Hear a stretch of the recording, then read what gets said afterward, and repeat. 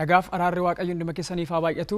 Maatiiwwan waaqayyoo iddoowwan garaa garaa teessanii sagantaa kana kallattiin hirmaattan hundaaf guyyaa har'aa kan nagaa jaalalaa fedha waaqayyoo ta'ee ergaa guddaa tokko qabadheen gara keessatti dhufee jira. Ergaan kunis sagantaa waamicha ta'a. Sagantaa kana dura garuu sagalee waaqayyoo kutaa tokko isinii dubbisitaniin sana booddee waamicha qabutti yeroon darbu ta'a. Sagalee waaqayyoo keessaatii wangeelaa Maariqos boqonnaa 6 lakkoofsa 12-13 akkas jedhan dubbisa maqaa Yesuusiin. Akkasitti warri 12 ba'anii namoonni yaada garaa isaanii akka geeddaratan lallaban. Isaanis hafuura hamoota baay'ee baasanii warra dhukkubsachaa turanis baay'ee dhadhaa dibataa dibanii isaan hin fayyisanii jedha. Waaqayyo maqaan isaa bara baraan kan eebbifame haa ta'u. Kutaan kun Maariqos boqonnaa 6 lakkoofsi 12-13 waa gurguddaa lama haasa'a. Ergama gooftaan keenya Yesuus Kiristoos warra 12tti kenne lamaan yeroon isaan ergedha. Kutaan kun tokko waa'ee aaboo ergamuuti, lammaffaa immoo karaaf akkaataa itti waaqayyo hojjetu agarsiisa.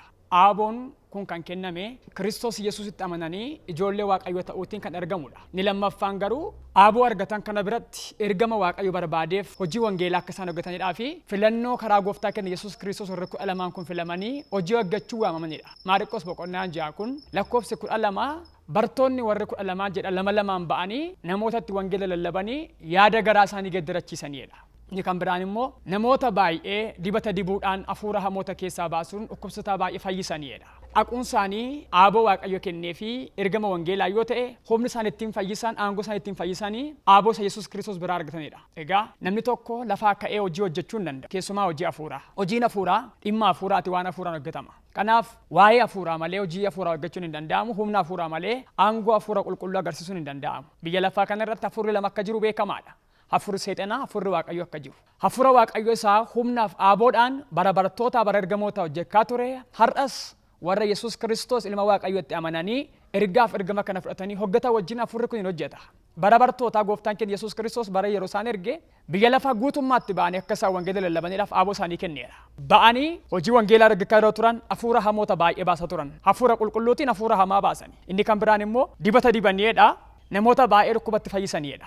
Dibanni inni jedhu kun hiika guddaadha kan inni of keessaa qabu. Kakuu haaraa keessatti irra gaafa ilaalle dibata karaa lamaan ibsuu dandeenya. Inni tokko dibata ija namaatti mul'anne dibata hafuura qulqulluu biraa karaa ittiin ayyaanni tokko mul'atee hojii wangeelaa hojjetamu raajummaan, lallabaan, barsiisaan, lubummaa yookaan tiskummaatiin waaqayyo namaa kenna. Dibatichi kun garuu hojiin inni hojjetu waldaa kiristaanaa keessatti karaa garaagaraa fakkaataa garaagaraanidha. Karaa yeroo jennu waaqayyo aaboo namaa kenne, ayyaana namaa kenne karaa kanaatiin hojii garaagaraa hojjechuudhaaf kan waaqayyo filatee dibedha. Inni lammaffaan immoo dibanni dibata isa mul'ataa dibata jedhamee kan ittiin qophaa'ee dhaqna namaatti dibamee namatti biifamee ittiin namaa kadhatamudha. Dibanni inni lafarraa namatti dibamee kadhatamu kun yoo dibata isa waaqarraan qabu yoo ta'e dibata isa biyya lafaati, suma gabaarraati. Yoo garuu hafuura qulqulluu dibata waaqarraa qabaate hojii hojjeta. Bara bartootaa yoo ilaaltan dibata isa waaqarraa karaa Kiristoos Yesuus argataniiru, dibata isa lafarraa immoo ofii isaanii fudhanii aaboo waan qabaniif, amantii waan qabaniif, humni ergama Kiristoos Yesuus wajjin waan jiruufi dhukkubsataa kamitti gaafa naqanii kadhatanii fi fayyaa turan. Bara ergamootaa bichaa immoo otoo hin taane bara keenyas waaqayyo hin hojjeta.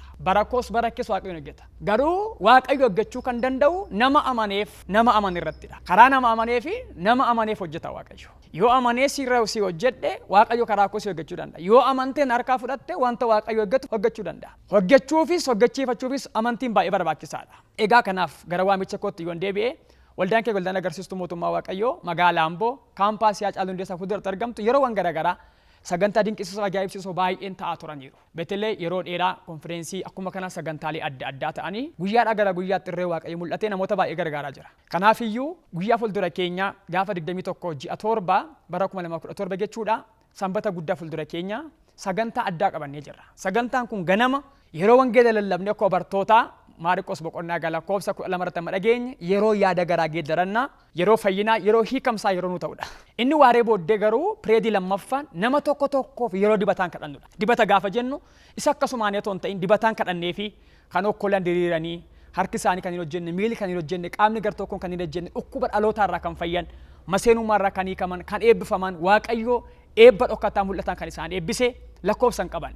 Toora miidiyaa kan irraa arguu dandeessu. Kanaaf sanbata fuuldura keenya dargaggoon, shamarroon, abboon, harmoon, daldaltoonni, qotee bultoonni, hoggantoonni mootummaa, miti mootummaa, hojii dhabdoonni gaafa sanbataa 21 ji'a 7 2017 akka jaa'ibaatti nama tokkoof humnaan kadhachuudhaaf laphee kootti waan dhufee jiru qabadhee waan jiruuf namoonni akka argamtan. Guyyaan sun guyyaa keessan akka ta'u. Amma sagalee kana kallattiin dhagaa kan jirtu amantee yoo fudhatte guyyaa sana irratti Waaqayyo kadhatte tokkummaa bolootaa walakkaatti Waaqayyo waan argamuudhaaf hojii guddaa si hojjetamuu danda'a. Faarsaa 133 lakkoofsa 1-2 maal jedhaa? Iddoo obboloonni wajjin jiraatanii attamatti namatti tolaa'edha.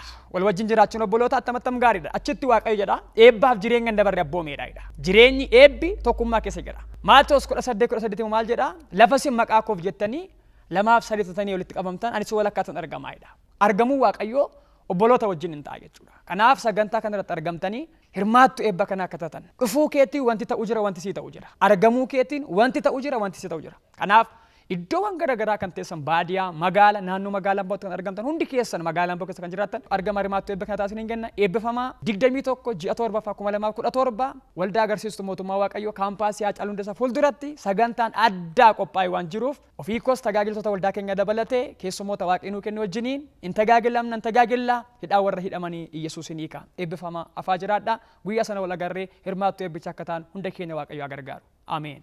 Daqiiqa lama Waaqayyoon hin kadhan. Gooftaa gooftotaa, mootii moototaa, Kiristoos ilma Waaqayyoo galanni siif haa ta'u. Danda'aadha. Ati Elshaadaayidha. Waan hundumaa hojjechuun Aaboof gooftummaan siif kennameera. Maqaa keetti kan amananis har'a Aaboof gooftummaan koo wajjin hojjeta. Si kadhadheera. Namoonni sagalee kana dhaga'an dargaggoon, shamarroon, abboon, harmoon, namni kamiyyuu qotee bulaan, daldalaan, hoggataan mootummaa, miti mootummaa, hojii dhabaan kamiyyuu gaaffii garagaraaf kan boo'an humna maqaa kee maqaa Yesuus Kiristoosiin hiika argatan. Guyyaa gaafa sagalee kana dhaga'anii kaasanii daqiiqaa kanarraa kaasanii dhugaa ba'umsa baatanii akka dhufan. Guyyaa sana gaaffii garagara muddama garagaraa baatanii kan dhufan namoonni jalqaba hiikamanii dhugaa baatu ta'an yaabbaa nama kanaa ta'u si kadhadheefidha. Ammumallee wantoota amma dubbachaa oolle maseenummaan kan rakkatan, hojii dhabummaan kan rakkatan, argatanii immoo baarkii kan hin qabne, saganteessanii yeroo baay'ee harkatti kan diigame, utuu abjuu guddaa qabanii hidhamanii kan ta'an humna maqaa kee maqaa Yesuusin kan hiikamanaa ta'an.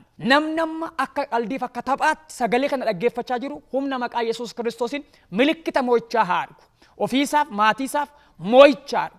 Namumta mana dhaggeeffachaa jiru kun abjuun haa ta'u guyyaatiin wanti dinqisiisan tokko harkatti mul'atu. Ulfaadha si haa galatu. Guyyaa san akka hin argamneef sagantaa kana irratti sagantaa biraa kan baafatu akeekni diinaa kamiyyuu karaa kan sinii gadhiise haa ta'u. Humna maqaa Yesuusin kaaseera.